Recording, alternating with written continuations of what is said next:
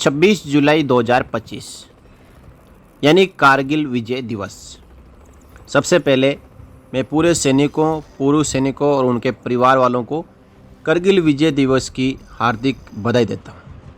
और साथ ही साथ पूरे देशवासियों को कारगिल विजय दिवस की बधाई देता हूँ। आज हम इस वीडियो में आगे बात करेंगे इस शौर्य और वीरता की पूरी गाथा पर, जो कि हमारी भारतीय सेना ने कारगिल में लिखी थी। ऑपरेशन विजय इसका नाम था। पूरे ऑपरेशन को ऑपरेशन विजय नाम दिया गया। जिस प्रकार पहलगाम हमले के बाद जो भारत ने ऑपरेशन किया उसका नाम ऑपरेशन सिंदूर दिया गया, तो उस समय 1999 में पाकिस्तान ने जो भारत की पहाड़ियों पर कब्जा किया था, उनको खदेड़ने के लिए भारतीय सेना ने ऑपरेशन विजय की शुरुआत की थी। ऑपरेशन विजय वही लड़ाई थी जिसमें पाकिस्तानी सेना ने द्रास, करगिल, बटालक के गगनचुंबी पहाड़ियों पर कब्जा करने की कोशिश की थी और औंधे मुंह की खाई थी। और भारतीय सेना के कोप से बचने के लिए विदेशों तक दौड़ लगाई थी। वो दिन था 3 मई 1999, 3 मई 1999। 3 मई 1999 को बटालिक सेक्टर की पहाड़ियों के ऊपर वहाँ के स्थानीय चरवाहे तासी नामग्याल ने कुछ लोगों को देखा। उन्हें उन पहाड़ियों के ऊपर कुछ गड़बड़ लगी और उन्होंने वापस आकर इसकी सूचना भारतीय सेना की 3री पंजाब रेजिमेंट को दी। इस सूचना की पुष्टि के लिए 3री पंजाब रेजिमेंट के कुछ जवान चरवाहे तासी नामग्याल के साथ बताई हुई जगह पर गए। उन्होंने टेलीस्कोप से छानबीन की और देखा कि पहाड़ियों के ऊपर कुछ लोग घूमते हुए दिखाई दे रहे हैं। सैनिकों ने वापस आकर इस घटना की जानकारी अपने बड़े अधिकारियों को दी। इस खबर को सुनकर सेना हरकत में आ गई। लगभग 2 बजे एक हेलीकॉप्टर ने उन पहाड़ियों पर नज़र दौड़ाई। तब जाकर पता चला कि बहुत सारे पाकिस्तानी सैनिकों ने पहाड़ियों पर कब्जा जमा लिया है।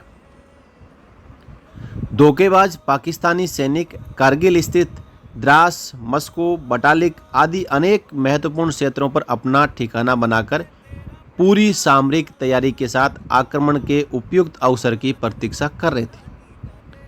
इसी क्रम में 5 मई को स्थिति का जायजा लेने के लिए एक पेट्रोलिंग पार्टी भेजी गई, जिसे पाकिस्तानी सैनिकों ने पकड़ लिया और उनमें से 5 सैनिकों की निर्मम हत्या कर दी थी। 3 पंजाब ने क्षेत्र में गश्त बढ़ा दी थी और 7 मई 1999 तक घुसपैठ की पुष्टि हो गई थी। 3 इन्फेंट्री डिवीजन के मुख्यालय ने तत्काल कार्रवाई शुरू कर दी। 10 मई 1999 तक बटालिक सेक्टर में और 2 बटालियनों को तैनात कर दिया था। इस क्षेत्र में अभियान की कमान संभालने के लिए 70 इन्फेंट्री ब्रिगेड का मुख्यालय बटालिक में स्थापित कर दिया था। 9 मई को पाकिस्तानी हमले में कारगिल में स्थित आयुध भंडार नष्ट हो गया। 10 मई को पता चला कि द्रास, मस्को और काकसर में भी पाकिस्तानी सेना ने घुसपैठ किए। इसके बाद अन्य क्षेत्रों में भी सतर्कता बढ़ा दी गई। इस बात की पुष्टि हो गई कि दुश्मन तुर्तुक सेक्टर में नियंत्रण रेखा और उसके दूसरी ओर भी मोर्चा संभाल चुका है। 18 से 31 मई के बीच चोर बटाला सेक्टर में कुछ और सैनिक टुकड़ियां तैनात कर दी गई और इस क्षेत्र में दुश्मन के घुसपैठ के प्रयासों को पूरी तरीके से नाकाम कर दिया था। कारगिल में जो कुछ देखने को मिल रहा था, उससे पता चल गया कि वे अपने नियमित सेना का प्रयोग करके हमारी ज़मीन पर कब्जा करने की सोची समझी योजना का हिस्सा है। ये भी स्पष्ट था कि जिन चोटियों पर दुश्मन ने कब्जा किया था, उन्हें खाली कराने के लिए संसाधन और अच्छी तैयारी की आवश्यकता होगी। शुरुआती दिनों में दुश्मन को भगाने के जो प्रयास किए गए, उनमें काफ़ी संख्या में हमारे सैनिक हताहत हुए, क्योंकि दुश्मन ऊंची पहाड़ियों पर बैठा हुआ था, जहां से हमारी हर गतिविधि दिखाई दे रही थी। स्थिति की गंभीरता को देखते हुए 26 मई को भारतीय वायुसेना को इस अभियान में शामिल कर लिया गया। भारतीय वायुसेना ने सफ़ेद सागर नाम से अपना अभियान शुरू किया। शुरुआती दौर में हमारी वायुसेना को भी सत्ती उठानी पड़ी, लेकिन बाद में उसने अपनी रणनीति में सुधार किया। वायुसेना ने आगे के अभियान के लिए थल सेना को अत्यंत महत्वपूर्ण सहायता पहुंचाई। वायुसेना के माध्यम से दुश्मन की शक्ति और उसकी तैनाती के बारे में महत्वपूर्ण सूचनाएं प्राप्त हुई। रेकी से पता चला कि बटालिक, कारगिल, द्रास और मस्को सेक्टरों में दुश्मन की एक एक ब्रिगेड तैनात थी। प्रत्येक ब्रिगेड में शुरू में पाकिस्तान की नॉर्दर्न लाइट इन्फेंट्री की 2 बटालियन, स्पेशल सर्विसेज ग्रुप की 2 कंपनियां और फ्रंटियर कोर के लगभग 600 से 700 सैनिक थे। इसके अतिरिक्त प्रत्येक ब्रिगेड में लगभग 2 तोपखाना की यूनिटें, इंजीनियर, सिग्नल और प्रशासनिक इकाइयां शामिल थी।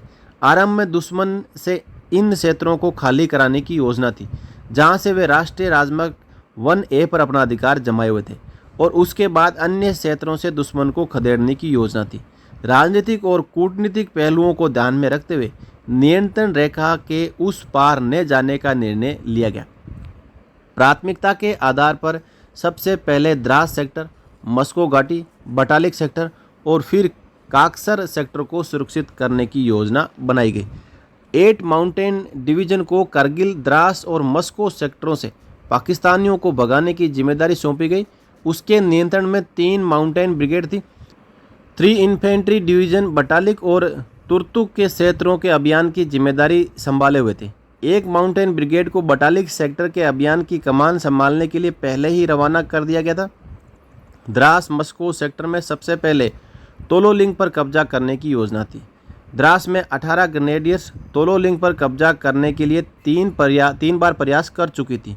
2 जून को 18 ग्रेनेडियर्स ने तोलोलिंग पर कब्जा करने के लिए अपना चौथा प्रयास किया। भारी प्रतिरोध का सामना करते हुए वे 10 जून तक ऐसे स्थान पर पहुंच गई जो पाकिस्तानी पोजीशन से लगभग 30 मीटर नीचे था। सेकंड राजपूताना राइफल ने 12 जून को तोलोलिंग पर कब्जा करने के लिए उस स्थान को एक मजबूत आधार के रूप में प्रयोग किया। 12 जून को रात 11 बजे उसने हमला शुरू किया और घमासान लड़ाई के बाद पॉइंट 4590 पर कब्जा कर लिया। उसके बाद 18 ग्रेनेडियर्स ने 12 राजपूताना राइफल के साथ आगे बढ़कर पॉइंट 4590 से 3 किलोमीटर आगे पोजीशन पर कब्जा कर लिया। बाद में पॉइंट 5140 पर हमला करने के लिए इसी पॉइंट 4590 का प्रयोग किया गया। पॉइंट 5140 पर कब्जा करने के लिए 13 J&K राइफल्स ने 2 बार प्रयास किए, लेकिन उसे ज़्यादा सफलता नहीं मिली। 19 जून को 18 गढ़वाल राइफल, 13 J&K राइफल और 1 नागा ने एक साथ मिलकर हमला किया। अंततोगत्वा 20 जून को रात 3:35 पर पोजीशन पर कब्जा कर लिया गया। 29 जून को भारतीय सेना ने टाइगर हिल के पास की 2 पोस्ट 5060 व 5100 पर फिर से तिरंगा लहराया। ये पोस्ट हमारी सेना के नज़रिए से महत्वपूर्ण थी, इसलिए इसे जल्दी कब्जा किया गया। 2 जुलाई के दिन भारतीय सेना के जवानों ने कारगिल को 3 तरफ से घेर लिया।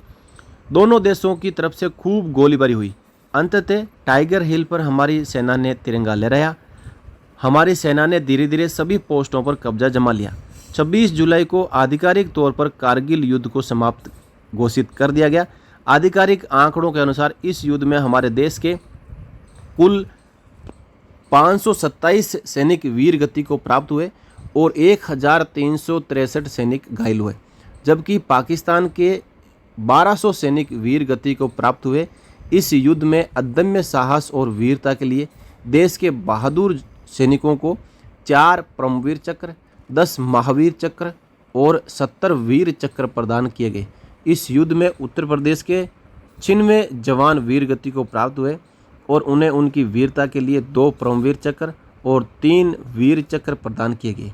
इस युद्ध में 17 यूनिटों को उनकी बहादुरी के लिए chief of army staff unit citation प्रदान किया गया। इस युद्ध में भारतीय तोपखाना की तोपों ने पाकिस्तानी सेना की कमर तोड़ दी थी। बोफोर्स 130 mm, 105 mm की तोपों ने हमारी पैदल सेना को बहुत ही श्रेष्ठ और अचूक कवरिंग फायर प्रदान किया। इनकी कवरिंग फायर के बिना पाकिस्तानी सेना को गगनचुंबी चोटियों से खदेड़ना मुश्किल था।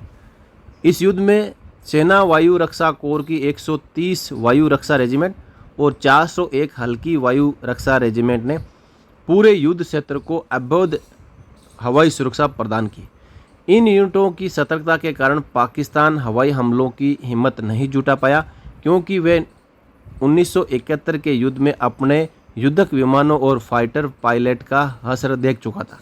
1971 के युद्ध में सेना वायु रक्षा कोर तब तोपखाना के तोपचियों ने पाकिस्तानी युद्धक विमानों के परखच्चे उड़ा दिए थे। करगिल की दुर्गम चोटियों पर लड़ा गया ये युद्ध हमारे सैनिकों की वीरता और बलिदान की पराकाष्ठा को दर्शाता है।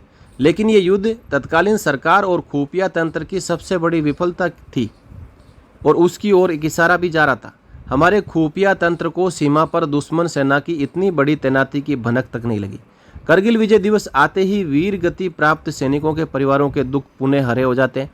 वीर गति के समय हमारे देश के माननीयों ने सैनिकों के परिजनों से स्मारक बनवाने, सड़कों, चौराहों, पुलों, सरकारी इमारतों आदि का नामकरण करने, परिवार के एक सदस्य को नौकरी देने जैसे वादे किए थे। कई मामलों में वे वादे आज भी खोखले साबित हो रहे हैं। सरकार और जनप्रतिनिधियों से वीर गति प्राप्त सैनिकों के परिजनों का कहना है कि इस तरीके के वादे करके पूरा ना करना वीर गति प्राप्त सैनिकों की वीरता और बलिदान का अपमान है। या तो इस तरीके के वादे ना किए जाए या फिर वादे किए जाए तो उनको पूरे किए जाए। कई परिवारों ने वादा खिलाफी से परेशान होकर अपने वीर सपूत की स्वयं प्रतिमा बनाकर अपनी ज़मीन में स्मारक का निर्माण करवाया है।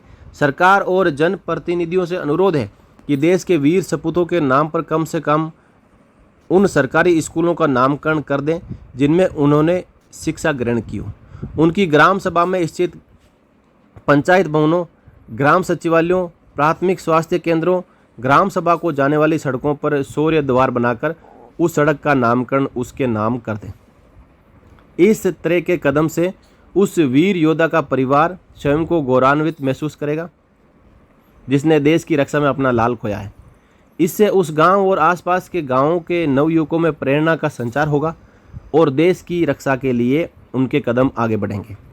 इस तरीके के कार्यों में सैनिकों के कल्याण के लिए बनाए गए कार्यालयों जैसे स्टेशन हेडक्वार्टर, राज्य सैनिक बोर्ड, जिला सैनिक बोर्ड, केंद्रीय सैनिक बोर्ड कार्यालयों की भी भूमिका महत्वपूर्ण है।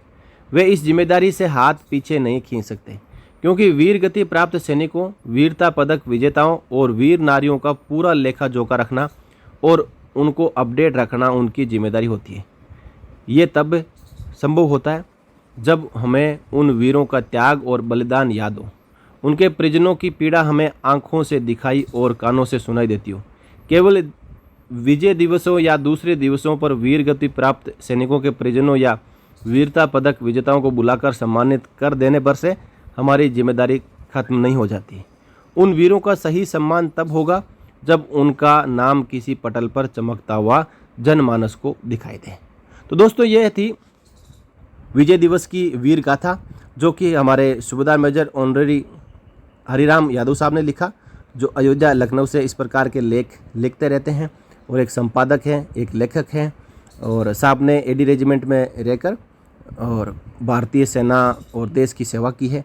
साहब को भी एक सैल्यूट। साथ ही साथ हम उन सभी वीर गति प्राप्त जवानों, अधिकारियों, जैसियों जिन्होंने करगिल युद्ध में अपने साहस का परचम दिखाया और करगिल विजय दिवस के रूप में हमें आज ये दिन सेलिब्रेट करने का मौका दिया, उन सबको सैल्यूट, प्रणाम। इस पूरी वीर गाथा को आप आगे शेयर जरूर करें। फिर मिलेंगे, तब तक के लिए जय हिंद, जय भारत, वंदे मातरम।